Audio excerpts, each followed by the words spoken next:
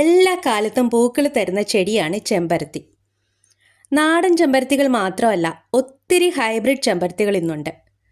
പല കളേഴ്സിലുള്ളവ, ഷെയ്ഡുകളിൽ വ്യത്യാസമുള്ളവ, പല നിറത്തിലുള്ള ചെമ്പരത്തികൾ തെരഞ്ഞു പിടിച്ച് നട്ടു വളർത്തുന്നവരുണ്ട്. ചെമ്പരത്തി വളർത്തുമ്പോൾ മൂന്ന് കാര്യങ്ങൾ നമ്മൾ ശ്രദ്ധിച്ചാൽ ചെമ്പരത്തി നിറയെ പൂക്കളുണ്ടാവും. ഒന്നാമത്തേത് പ്രൂണിംഗ് ആണ്. പ്രൂണിംഗ് ഏറ്റവും ആവശ്യമുള്ളൊരു ചെടിയാണ് ചെമ്പരത്തി. കറക്റ്റായിട്ട് ഒരു 3-4 മാസം കൂടുമ്പോഴൊക്കെ ഇത് പ്രൂൺ ചെയ്ത് കൊടുത്താൽ ചെടിയിൽ ധാരാളം മുളകളുണ്ടായി അതിലൊക്കെ നിറയെ പൂക്കളുണ്ടാവും.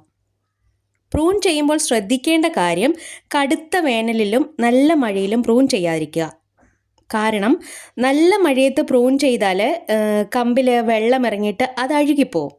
അതുപോലെ തന്നെ നല്ല വേനലിൽ കമ്പ് പെട്ടെന്ന് ഉണങ്ങിപ്പോവുകയും ചെയ്യും.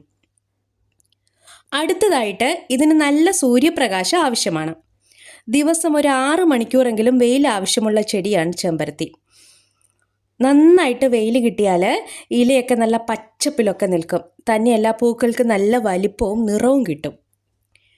ഇനി മൂന്നാമത്തെ കാര്യം, ചെടിച്ചട്ടി ഡ്രൈ ആവാതെ നോക്കണം.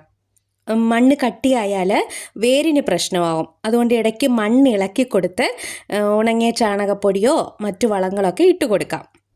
വെള്ളം കെട്ടി നിൽക്കാൻ പാടില്ല. ചെടി നിലത്താണെങ്കിൽ ഈ പ്രശ്നമൊന്നും വരില്ല. അപ്പോൾ ഈ 3 കാര്യങ്ങൾ ശ്രദ്ധിച്ചാൽ ചെമ്പരത്തിയിൽ നിറയെ പൂക്കളുണ്ടാവും. റോസാ ചെടിക്ക് കൊടുക്കുന്ന കെയറിങ്ങിൻ്റെ പകുതി പോലും ചെമ്പരത്തിക്ക് ആവശ്യമില്ല. നിങ്ങളുടെ പൂന്തോട്ടത്തിൽ ഒരു ചെമ്പരത്തി വാങ്ങി ശരിയായ രീതിയിൽ വളർത്തി നോക്കിയേ. നിങ്ങൾക്ക് ചെമ്പരത്തിയോട് ഇഷ്ടം കൂടുകയും പല നിറത്തിലുള്ള ചെമ്പരത്തികൾ നിങ്ങൾ വാങ്ങി വെച്ച് വളർത്തുകയും ചെയ്യും.